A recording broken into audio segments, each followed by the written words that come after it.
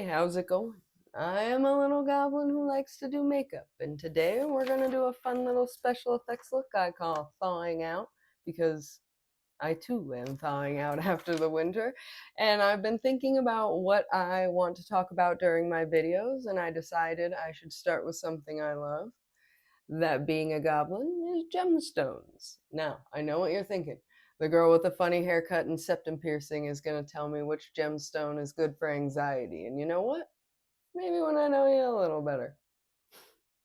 I'm currently in school for gemology, and I figured we could chit-chat about diamonds, how they're formed, each different color, how rare they are, and, you know, all different fun stuff like that to start out with as we begin to thaw out for spring. So let's get into it.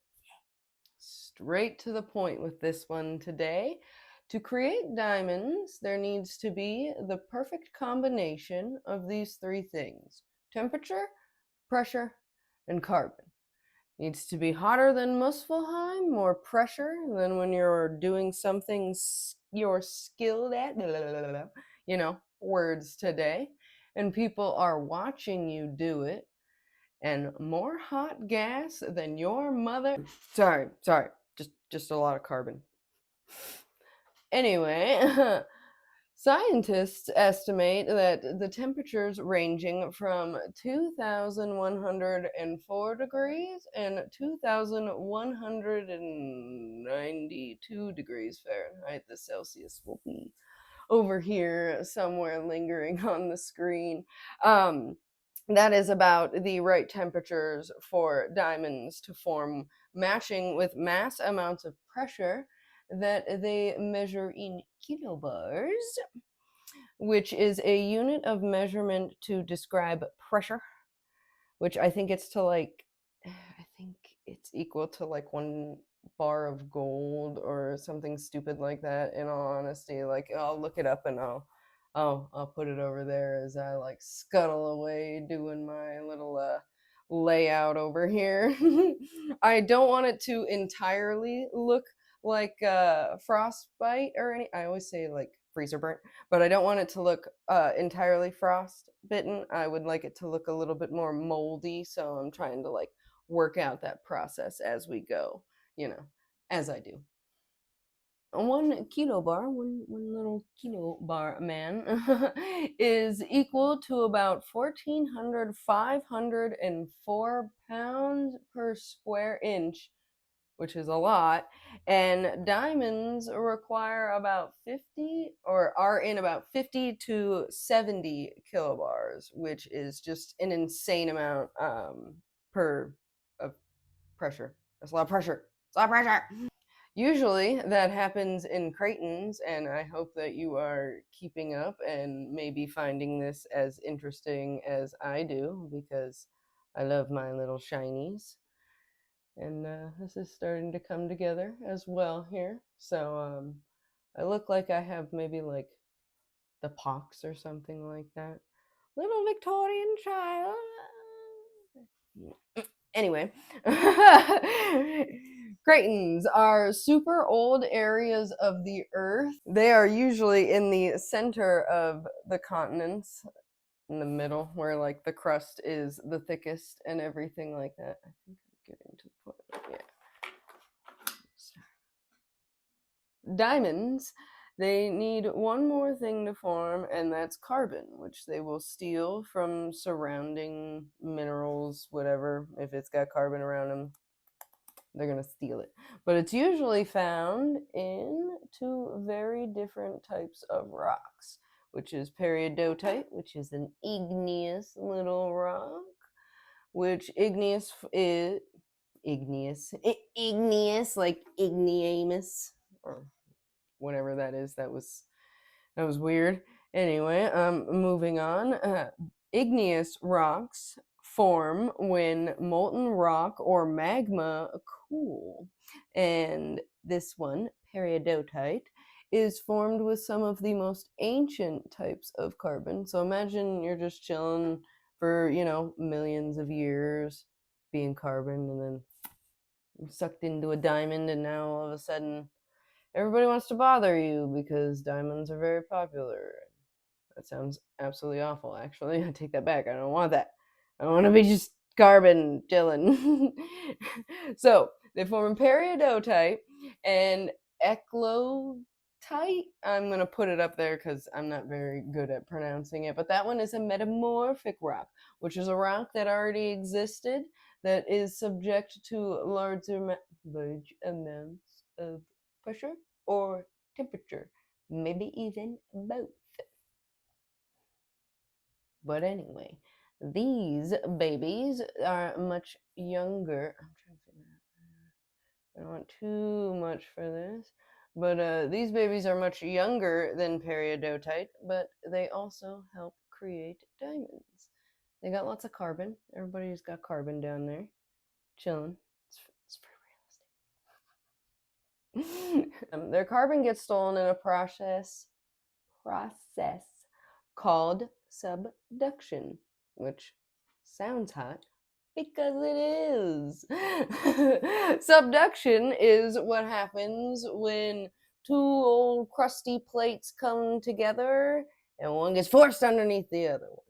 Back to our hot process, our subduction here, our crusty old plates getting pushed up again underneath one another, you know, getting their carbon stolen, which creates the perfect environment for making babies. I mean diamonds. I got distracted. Oopsies. Anyway, enough about the hot process here. You know, babies making diamonds. I mean, diamonds could be babies. You never know. I don't know. But so subduction happens, and diamonds are usually carbon, but sometimes other little minerals like to sneak in there. And next thing you know, you've got a nitrogen heavy diamond that is yellow. Yellow diamonds can be very pretty.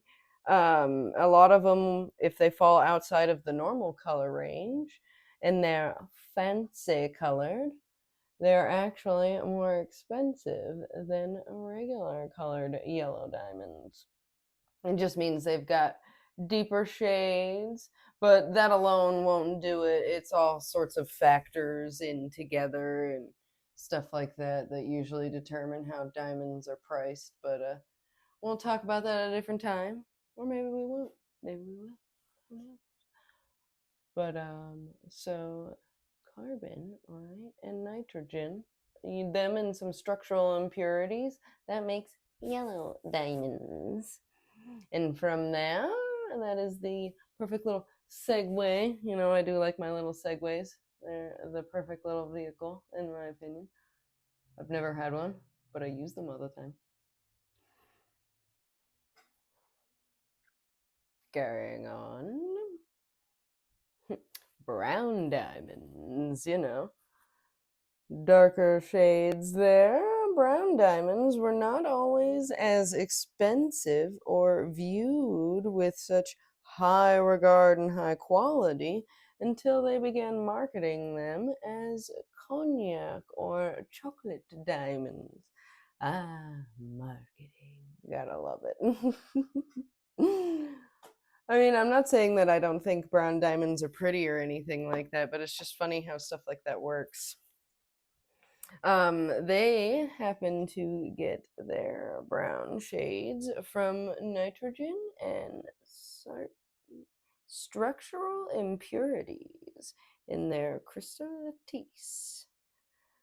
Which I will put the little thingy for those of you who aren't in the know about the crystal lattice.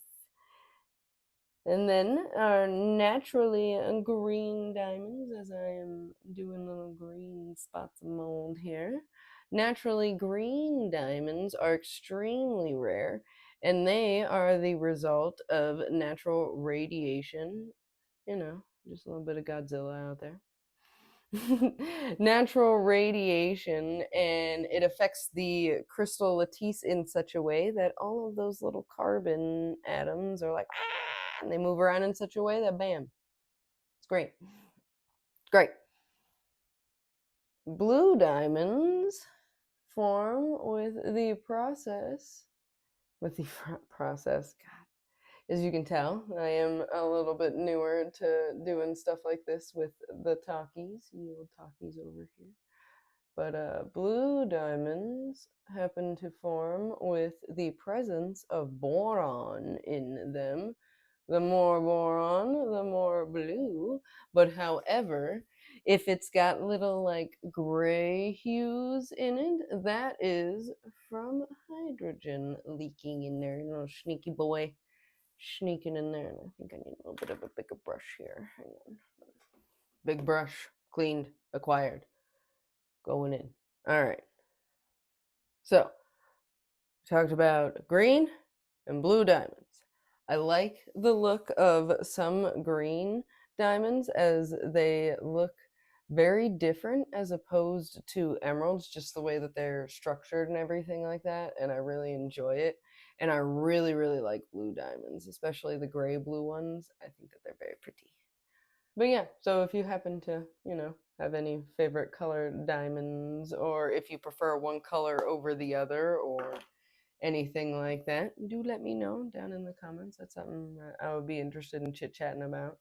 Us goblins do love our shinies and things of that nature. But on to the colors, woman. I didn't come here to listen to you just ramble about things. So we have black and white diamonds, which they get their colors from the inclusion of other minerals like graphite and what else is there? Jeez. Anyway, black and white diamonds get their color from inclusions like graphite, pyrite, or other elements like hydrogen. And black diamonds in particular are not always very popular because when they form, sometimes they get all sorts of like chunky knots in them, and it makes them especially hard to like cut and process and things of that nature. So nobody really wanted to deal with them. So you got to find like really good quality black diamonds if they're going to be worth anything to anybody. I think they look pretty with the knots, but I don't have to cut them. So, will you get off of there?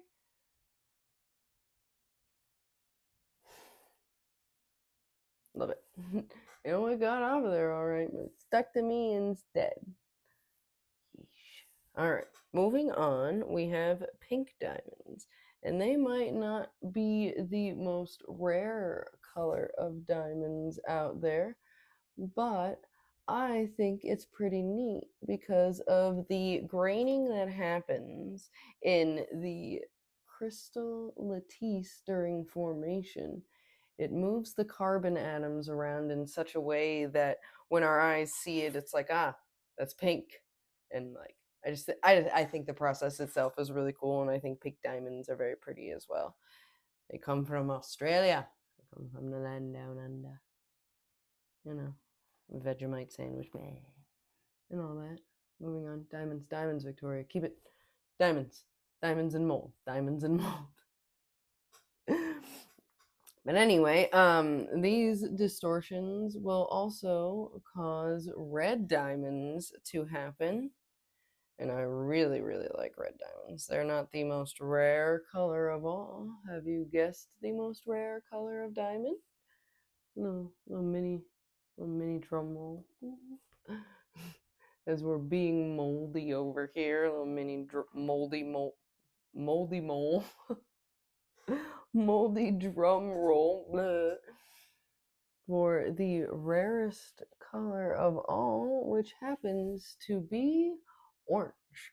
Orange diamonds without any sort of brown hue, color, any sort of that in them is the most rare color diamond. And I think that that's really neat, and I like orange. Ooh, ooh. I was gonna say, I hope that you can see that. That landed really cool. And I like the way that it looks. Hopefully this dries in such a way that it's not bugging me though. So I'm like, when I go to shoot this, I'm gonna go like lay in a snow pile and be like, eh. thawing out, you know, get the joke? Yeah, yeah. Am I funny yet? Maybe.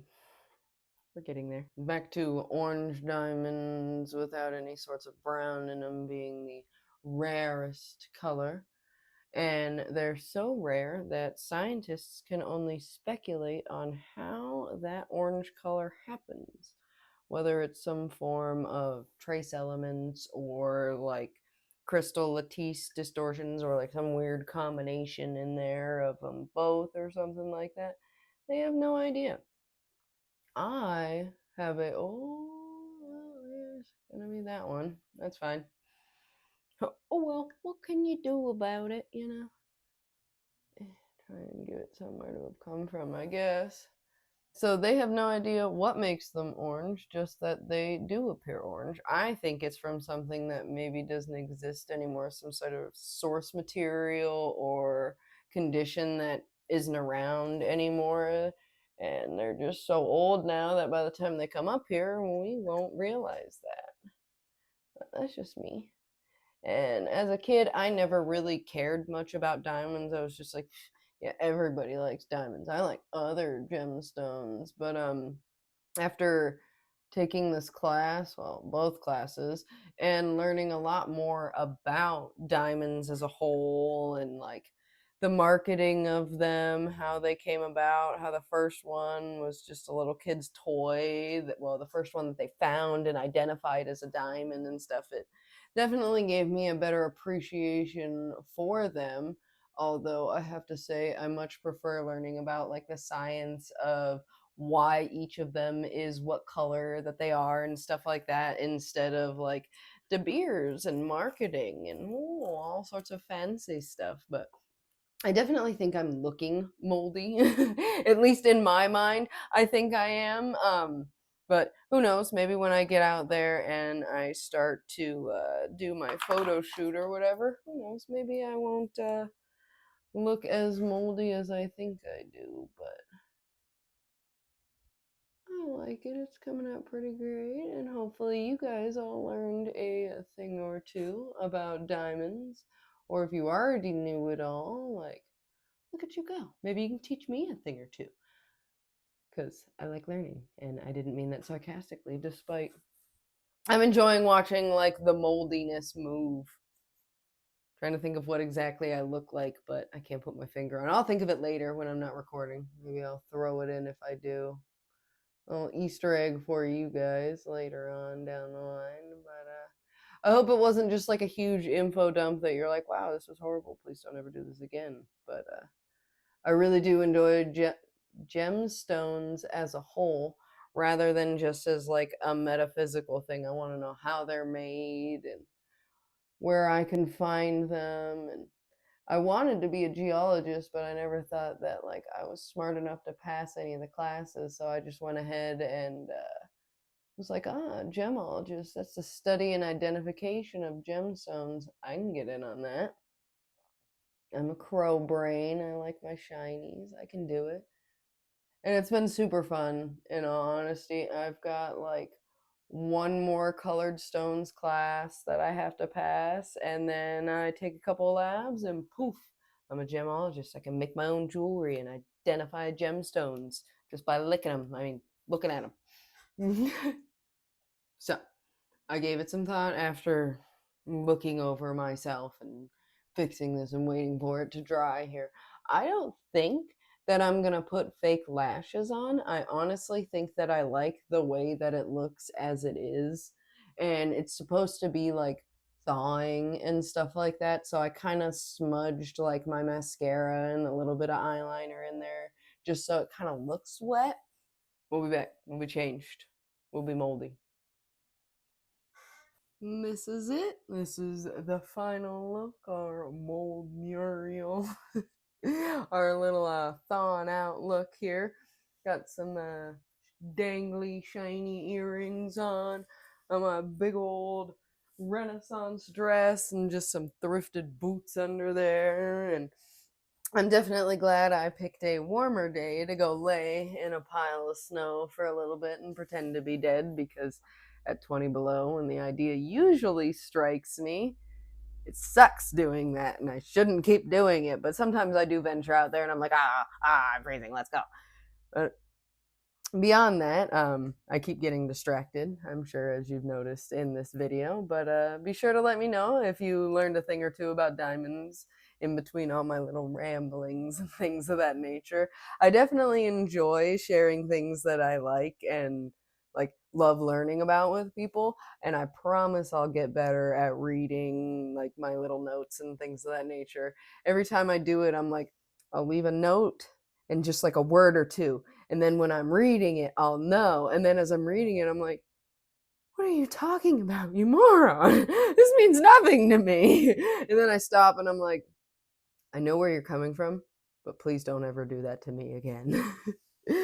So I tried to keep it informative and keep myself on point, but do let me know if you enjoyed it, and subscribe if you want to see more moldy looks like these, or other special effects looks I've done in the past. Like, comment, do all the things, but the most important things, stay well, stay hydrated. Bye!